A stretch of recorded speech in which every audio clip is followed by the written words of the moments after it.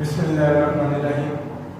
आज class 9 chapter number 2 का lecture number 10 discuss करना चाहेंगे।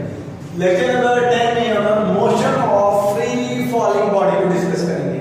अगर हम नाम से आइडिया करें तो इसको वर्ड में देखते हैं मोशन, मूवमेंट किसकी फ्री आजाद, किसकी फ्री आजाद फॉल बॉडी जो गिर रहा है, फ्री आजाद फॉल गिर रहा है बॉडी, जो कोई आजाद जिस्म गिर रहा है उसकी मोशन के बारे में हम डिस्कस करना चाहेंगे। सपोज ये मैंने चीज फेंकी ऊपर को, ठीक है, ये तो मैंने पुश दे दिया, बॉडी खुद ही ऊपर गया खुद ही नीचे आया, ये फ्री फॉल है। ठीक है कि मैंने इसको ऊपर को फेंका, ये ऊपर को गया और ऊपर के जब मैंने छोड़ दिया तो उसके बाद ये फ्री है, ऊपर को जा रहा है नीचे को आ रहा है, ये फ्री फॉल बॉडी है। अब जब फ्री फॉल बॉडी है उसकी मोशन के बारे में हम डिस्कस करना चाह रहे हैं। मोशन के बारे में क्या डिस्कस करेंगे? उसकी वेलोसिटी और उसका एक्सेलरेशन। अब उसकी वेलोसिटी इंक्रीज हो रही है या डिक्रीज हो रही है, तो हमारे पास एक पॉइंट आता है कि वेलोसिटी इंक्रीज होगी या फिर डिक्रीज होगी, एक पॉइंट। उसके बाद दूसरा पॉइंट कि हमारे पास वेलोसिटी जो है इंक्रीज हो रही है या डिक्रीज हो रही है। इसके लिए हमें देखना होगा कि क्या चीज फोर्स एक्ट कर रही है। अच्छा, अब मैंने ग्रेविटी का कॉन्सेप्ट पढ़ा हमने। ग्रेविटी क्या कहती है कि जमीन क्या कर रही है, बॉडी को अपनी तरफ खींच रही है, बॉडी को क्या कर रही है, अपनी तरफ खींच रही है।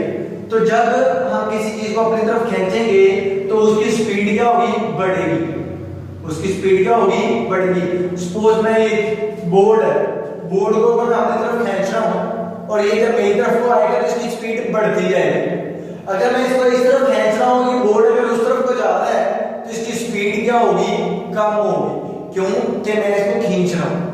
तो जितना अगर सपोज मैं किसी चीज को जोर से फेंका हुआ है और साथ में मैं खींची भी जा रहा हूं उसको, तो इसकी स्पीड क्या होगी, कम होना शुरू हो जाएगी। ठीक है, इसी एग्जांपल गाड़ी है, गाड़ी मूव कर रही है, जब हम स्पीड लगाना ब्रेक दबाना स्टार्ट करेंगे गाड़ी क्या हो जाएगी, स्लो हो जाएगी। गाड़ी चल रही थी, ब्रेक लगाना शुरू की तो गाड़ी क्या होना शुरू होगी, स्लो। अगर हम रेस लेंगे तो गाड़ी क्या होना शुरू हो जाएगी, तेज। अब रेस और ब्रेक ये कैसे, रेस मींस कि हम उसके ऊपर फोर्स लगा रहे हैं तो वो तेज होती जा रही है। दूसरा ब्रेक मींस हम फोर्स लगा रहे हैं लेकिन उसको रोकने के लिए फोर्स लगा रहे हैं।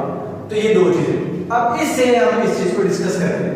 अब ये पेन या मार्कर मैंने इसको ऊपर को फेंक दूंगा, अगर मैं इसको ऊपर को फेंकता हूं तो जमीन इसको क्या करेगी, अपनी तरफ खींचेगी, जमीन क्या करेगी, अपनी तरफ खींचेगी। तो जैसे जैसे ये ऊपर जाएगा इसकी स्पीड क्या होती जाएगी, कम होती जाएगी, इसकी स्पीड क्या होगी, कम। मतलब इसके ऊपर फोर्स लगी, जमीन की वजह से लगी, जो कि इसकी डायरेक्शन के मोशन के अगेंस्ट थी। इसकी ये बॉडी इधर को मूव कर रहा है, मैं इसको रोकने की कोशिश करूं तो ये ऐसा ऐसा क्या करेगा, रुक जाएगा, ऐसा ऐसा क्या करेगा, रुक जाएगा। तो इसकी स्पीड क्या होगी हमारे पास, कम होना शुरू हो जाएगी। तो यहां पे हमारे पास एक पॉइंट आ रहा है, velocity of body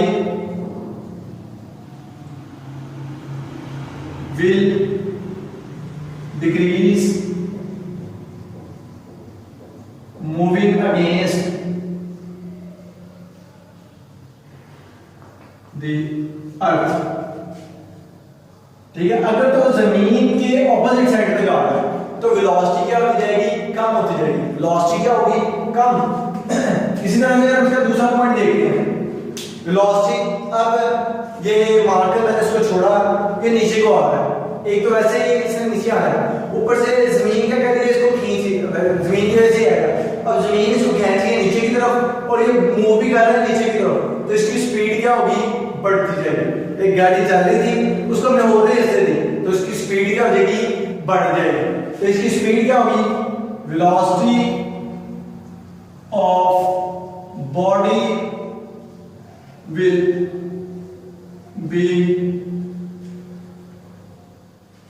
will increase moving toward the earth। जब वो जमीन की तरफ मूव कर रहा है तो उसकी स्पीड क्या होती जाएगी, बढ़ती जाएगी। ठीक है, जमीन उसकी स्पीड क्या होगी, बढ़ेगी। अब एक पॉइंट क्लियर हुआ कि जब बॉडी जमीन की तरफ मूव करेगी स्पीड इंक्रीज होगी। बॉडी जब जमीन की तरफ मूव करेगा, ठीक है, अगर तो वो जमीन की तरफ मूव कर रहा है, ठीक है, जमीन की तरफ मूव करेगा स्पीड इंक्रीज होगी। और अगर तो बॉडी जो है वो ऊपर को मूव करेगा, जमीन के अगेंस्ट मूव करेगा, तो हमारे पास स्पीड क्या होगी, डिक्रीज होगी। ठीक है, डिक्रीज होगी यहाँ पे, और यहाँ पे हमारे पास क्या होगी, इंक्रीज होगी। ठीक है, ये दो पॉइंट है। अब इसके बाद हम आते हैं यहाँ पे, ये जो पॉइंट बताने वाला है गैलीलियो फर्स्ट साइंटिस्ट था, पहला एक आदमी था जिसने बताया कि जो एक्सेलरेशन है बॉडी का, जो एक्सेलरेशन है बॉडी का फ्री फॉल, वो क्या होगा, कांस्टेंट होगा, मतलब एक्सेलरेशन चेंज नहीं होगा। मैंने एक बॉडी को फेंका, वो ऊपर जा रहा है, नीचे आ रहा है, उसका एक्सेलरेशन सेम रहेगा, उसका एक्सेलरेशन क्या रहेगा, सेम रहेगा। मतलब जो वेलोसिटी इंक्रीज हो रही है वो यूनिफॉर्मली इंक्रीज हो रही है। फ्री फॉल बॉडी की वेलोसिटी क्या हो रही है, यूनिफॉर्मली इंक्रीज और डिक्रीज हो रही है।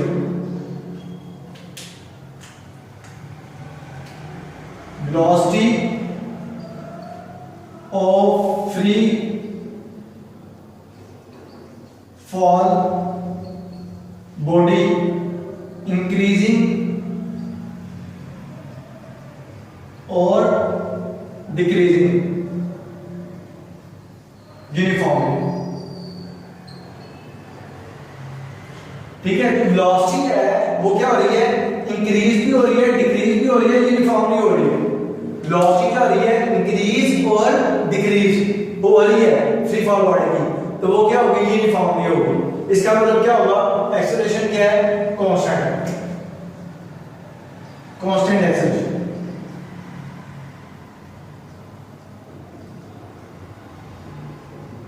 ठीक है, इस लाइन का मतलब क्या है कि एक्सेलरेशन क्या होगा, कांस्टेंट होगा। अच्छा, पहली लाइन क्या है हमारे पास, गैलीलियो ने बताया कि जो एक्सेलरेशन होगा हमारे पास, जो एक्सेलरेशन होगा किसका, फ्री फॉल बॉडी का, वो क्या होगा, कांस्टेंट होगा। एक बार अब इसके बाद हमारे पास जो फ्री फॉल बॉडी का एक्सेलरेशन है, उस एक्सेलरेशन को हमें ग्रेविटेशनल एक्सेलरेशन का नाम दे।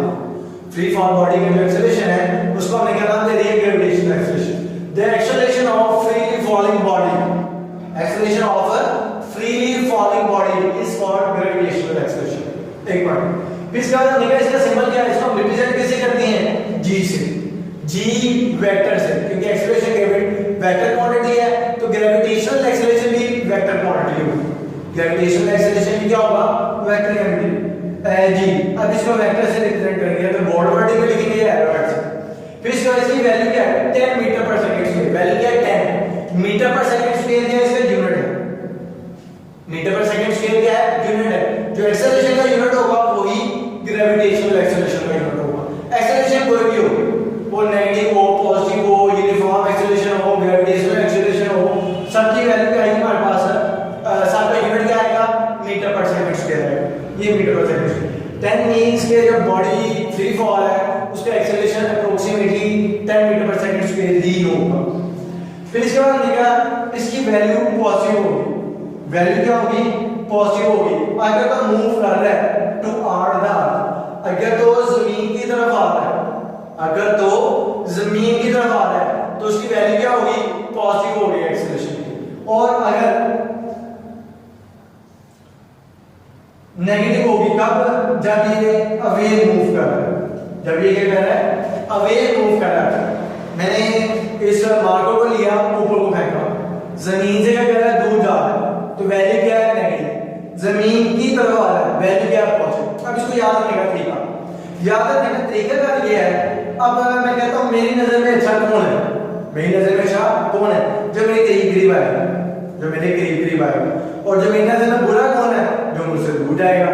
अब जो अच्छा होता है उसको पॉजिटिव से शो करते हैं, नेगेटिव से, किससे, पॉजिटिव से, किससे, पॉजिटिव। जो अच्छा है उसको हमें पॉजिटिव से शो करना है, जो बुरा है उसको हमें नेगेटिव से। जो हमारी तरफ आएगा वो पॉजिटिव, जो हमसे दूर जाएगा नेगेटिव। अब एक पॉइंट। अब दूसरा हम देखते हैं जमीन है, जो एक्सेलरेशन है ग्रेविटेशनल, वो किसकी वजह से है, जमीन की वजह से। ग्रेविटेशनल एक्सेलरेशन जमीन है, तो जो जमीन की तरफ आएगा वो ग्रेविटेशनल एक्सेलरेशन पॉजिटिव, जो जमीन से दूर जाएगा वो ग्रेविटेशनल एक्सेलरेशन क्या है, नेगेटिव। अभी हमने एक मतलब याद रखने का तरीका याद रखा है, असल में कॉन्सेप्ट नहीं है, लेकिन समझने के लिए कि हम याद रख सकें कि एक्सेलरेशन पॉजिटिव कब होगा नेगेटिव कब होगा ये हमें समझना।